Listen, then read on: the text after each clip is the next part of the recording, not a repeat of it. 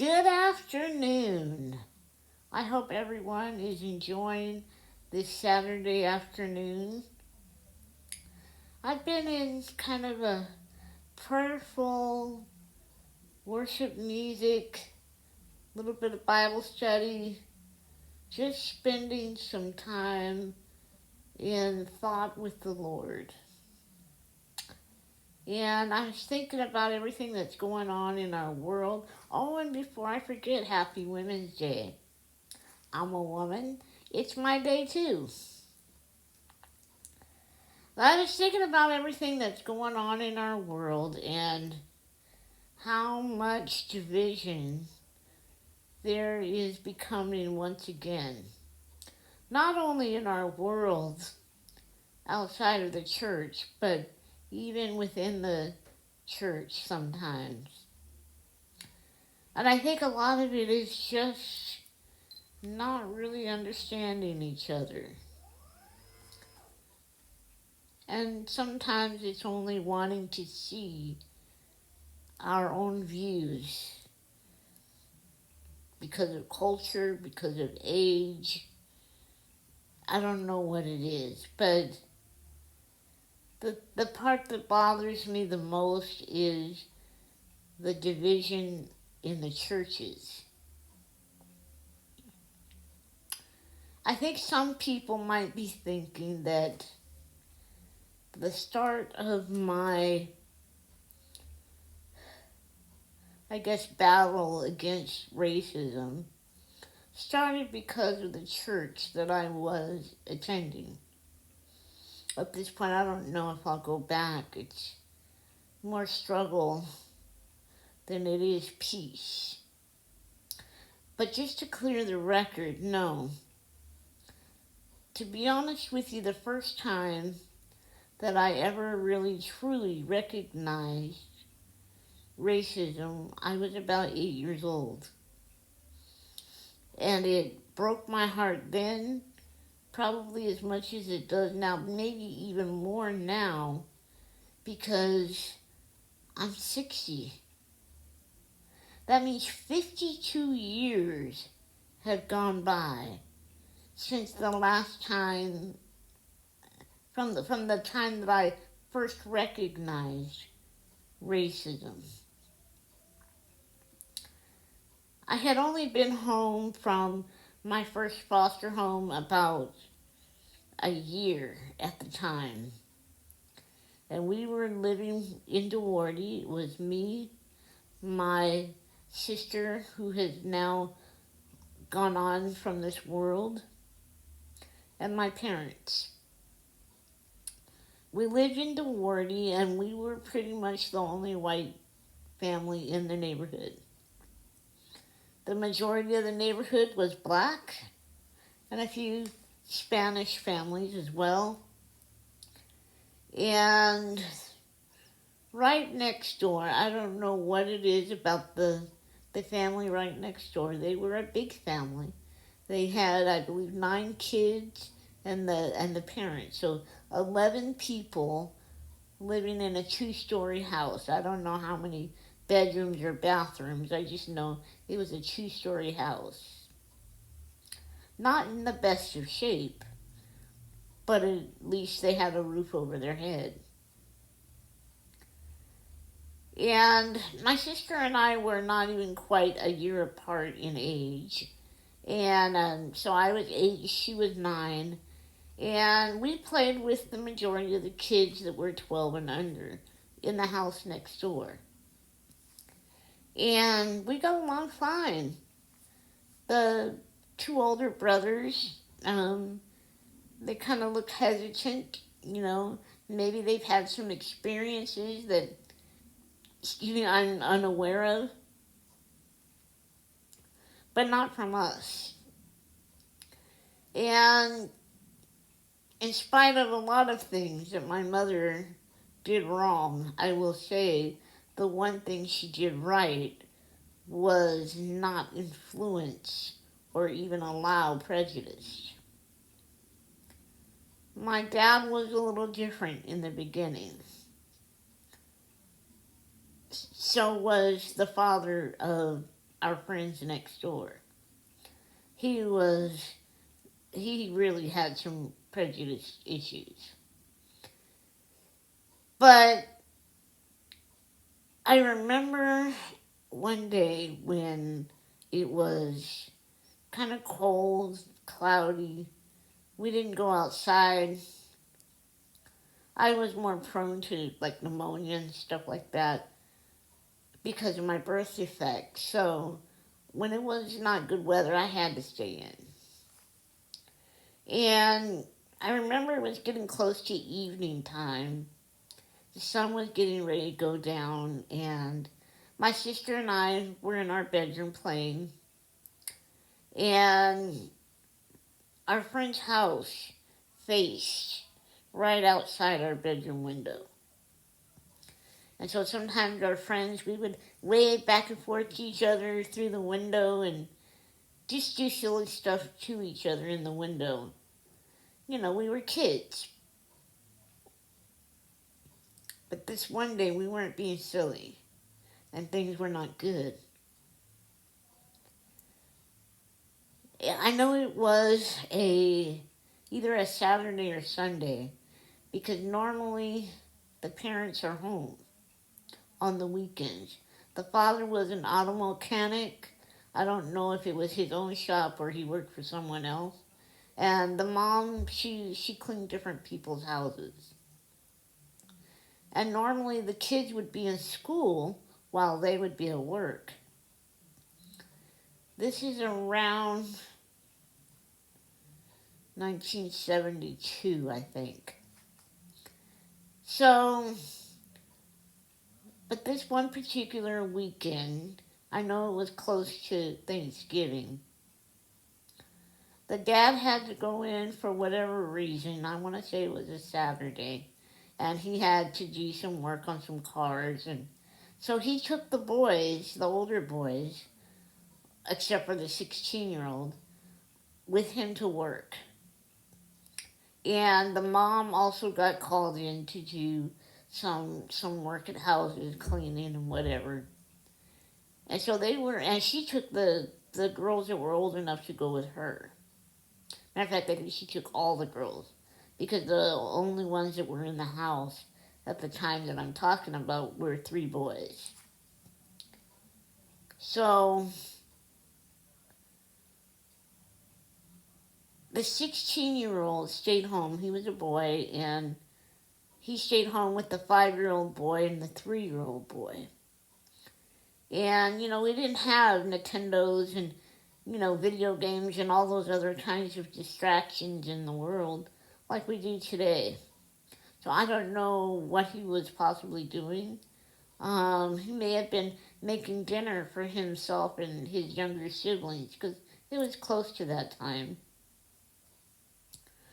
I just know that apparently the 3-year-old was upstairs by himself.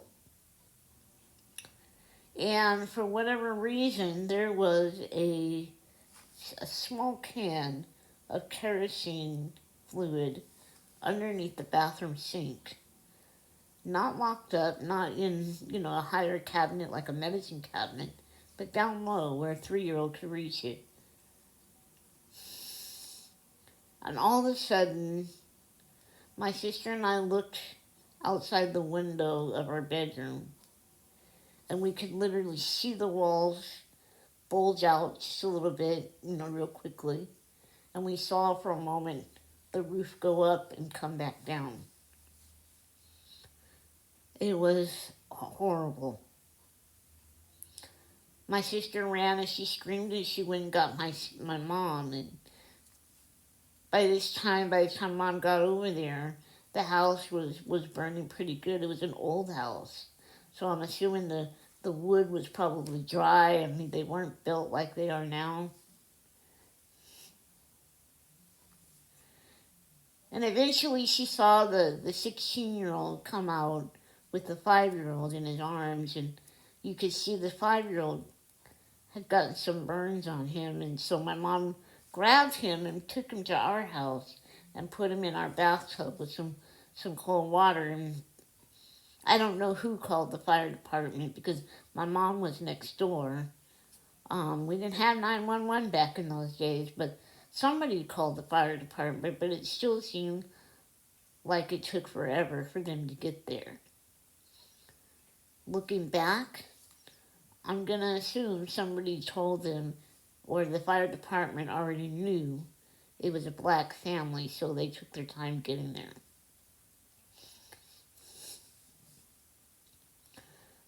The 16-year-old tried to run back into the house because he knew the 3-year-old was still in the house. He just wasn't sure where.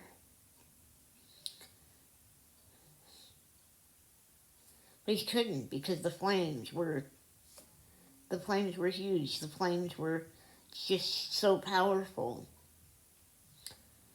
And after about the third attempt of him trying to get in the house, the fire department did show up. So they may have gotten there quicker than what I remember, but when you're fearful for your friends and you're seeing this go on, it seems like time just creeps by. So the firefighters ran in, and eventually they came out with my friend's little brother, and he was so badly burned.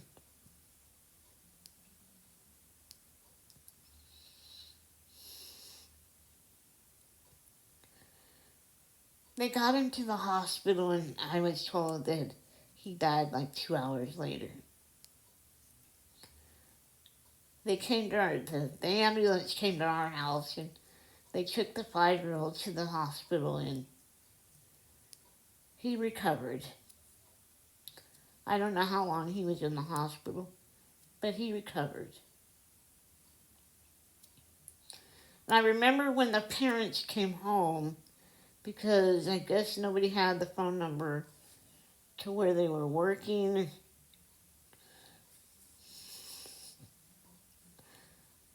I remember there was really nothing left of their house, nothing.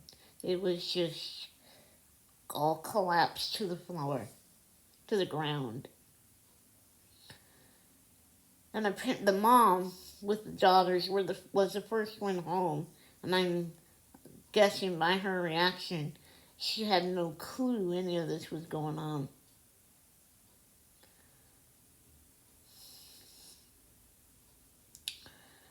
And then, I don't know, some time passed, maybe 30 minutes or so. The father came home. It was dark, so and he came home, and obviously he also did not know what was going on.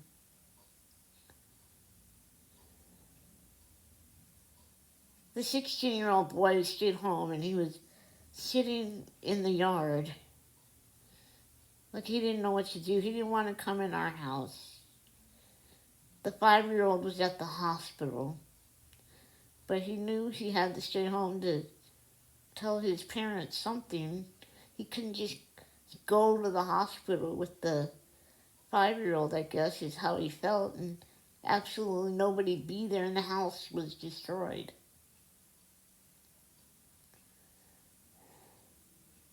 But when the father came, his reaction was immediate rage and anger for his 16-year-old boy.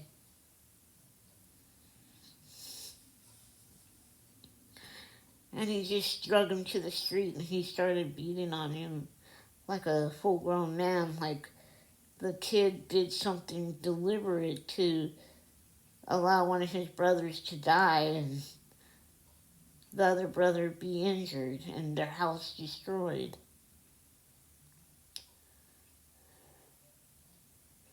And he just left him laying there in the street, his own child.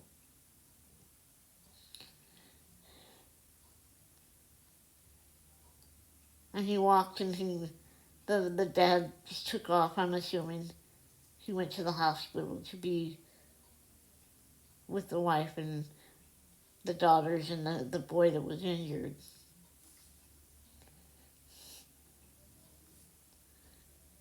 Later, we don't know where the family went because the house was destroyed. I had heard at one time the father took all the other boys except the 16-year-old with him to some family member's house, but they had a lot of kids, so the mom took the girls to another family member's house, and the 16-year-old wasn't allowed to come back to the family at all. I don't know if that's changed. I hope it has. I still think about that 52 years later. I wonder what happened to him. I wonder what happened to the rest of his family. I wonder how well the 5-year-old recovered from his burns. Did the family ever reconcile?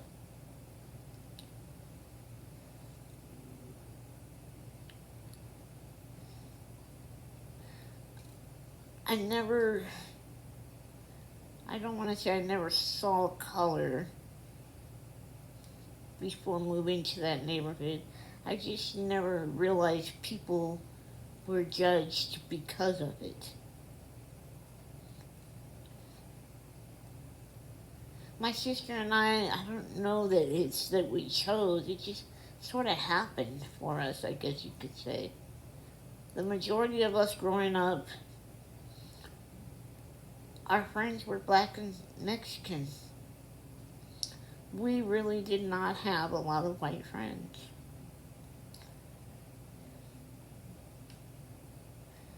And then my sister got pregnant with her first child. Handsome brat. And she was, the father of the child was black Puerto Rican. And then we're white. And it was a combination of my dad not being happy because my sister was too young. She was 16. And I remember my dad saying, well, you might be going to be a mom, but I'm not going to be a grandfather. And of course it upset my sister. I said, give him a minute to adjust. I'm like, you just laid a double hammer on him. And so as her pregnancy went on, I said, find out if you're having a boy or a girl. Dad always wanted a boy. He wanted to name a son after his dad.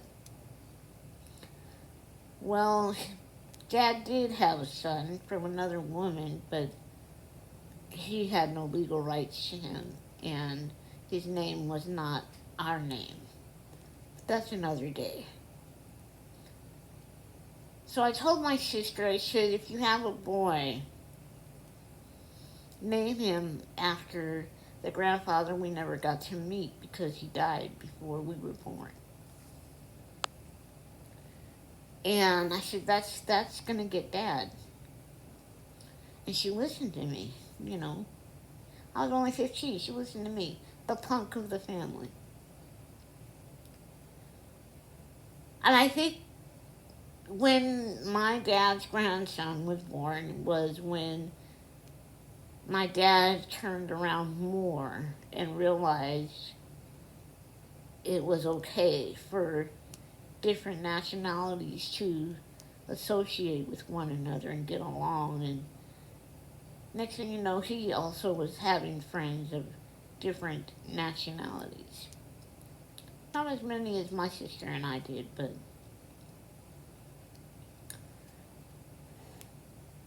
so I tell you all of this because I returned to church not quite 3 years ago after the passing of my sister. Probably about 8 months after my sister died. I was a complete mess and I didn't know where to go. I didn't feel led to go back to the church that I was once a part of. I tried a few churches around in the area, and I was really kind of saddened to see how, since the last time I had really been involved in church, they have been really segregated. When I was with my first foster home, we did not have a segregated church. And sometimes we would visit other churches, and they too were not segregated.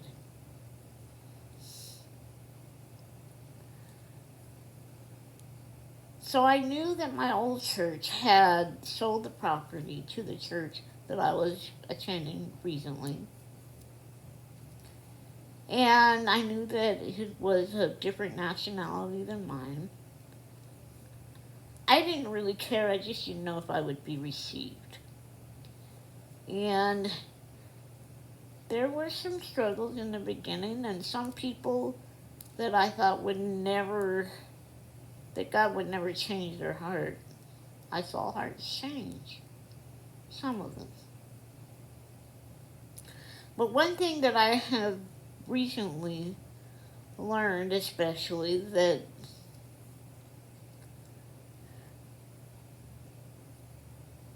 no matter if we call each other or ourselves Christian or not, some people are still only willing to see their side of culture and not seeing everything.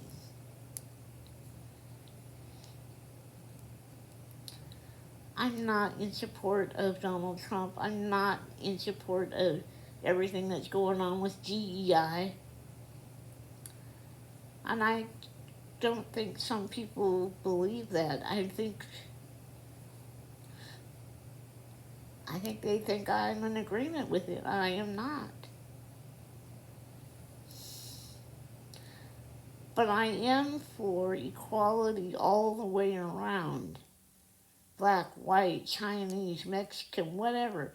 I don't care about your nationality. I'm very also supportive of physically challenged people that can still work. If they can work. Unfortunately, the work that I'm trained in requires 10 to 12 hours on the phone. My hearing will not allow me to do that anymore. Otherwise, I would gladly go back to work.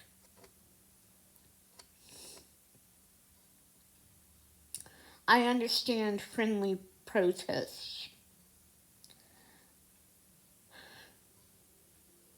The McDonald's on Del Rosa and Highland used to not have a wheelchair ramp, and this was way after affirmative action was in place.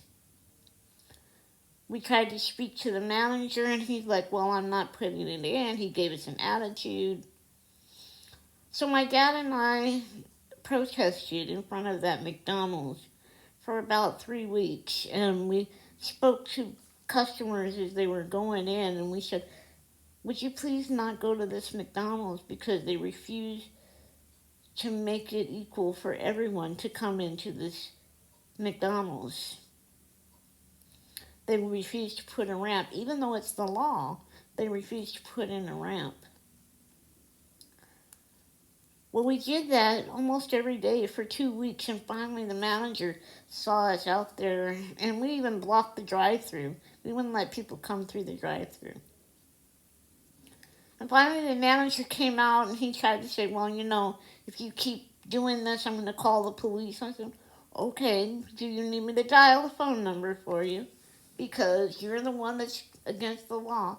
We're not causing any harm to anybody. We're not cussing nobody out. We're not being belligerent or anything like that. We're just making people aware that you're breaking the law.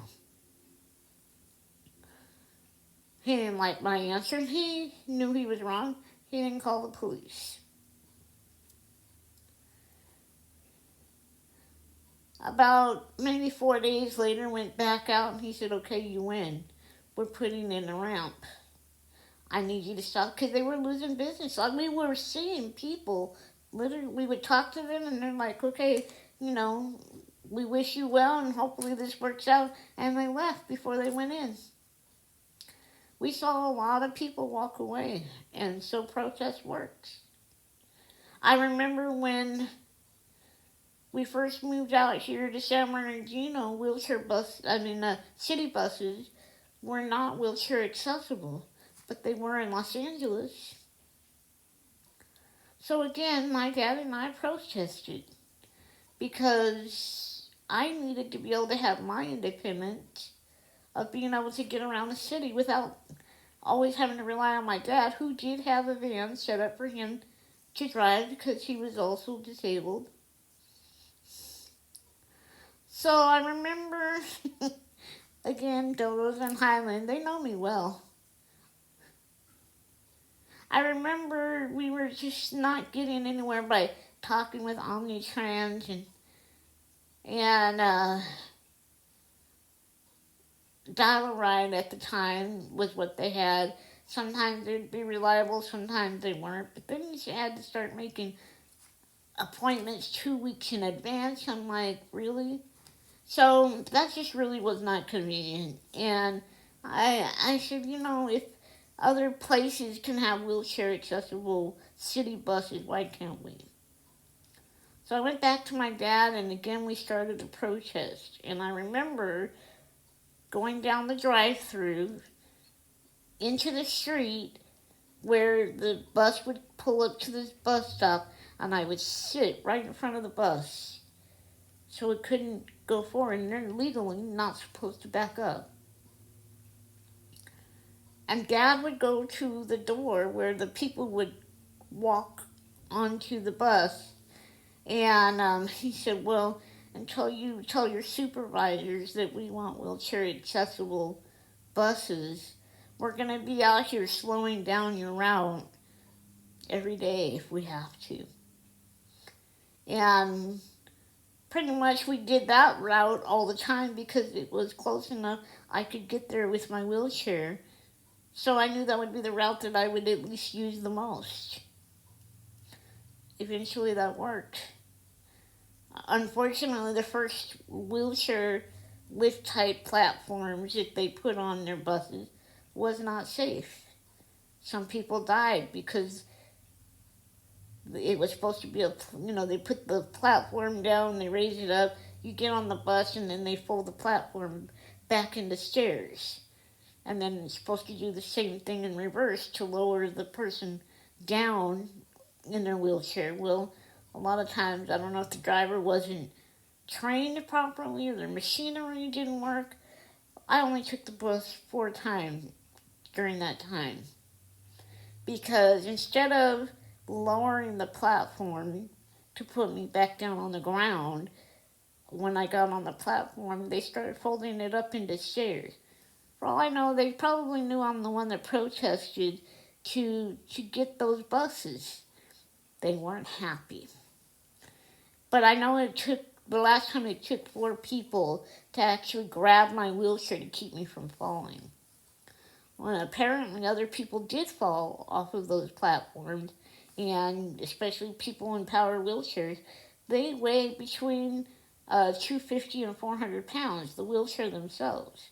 So if they flip upside down and they're falling on top of you, and you're at the top of that platform on the bus, you're roughly 8 feet up in the air. So your chair's flipping upside down and you're falling about 8 feet on concrete head first with a 200 to 400 pound wheelchair on top of you. People died. Omnitrans got sued. So yes, I understand speaking for equality. I understand protests.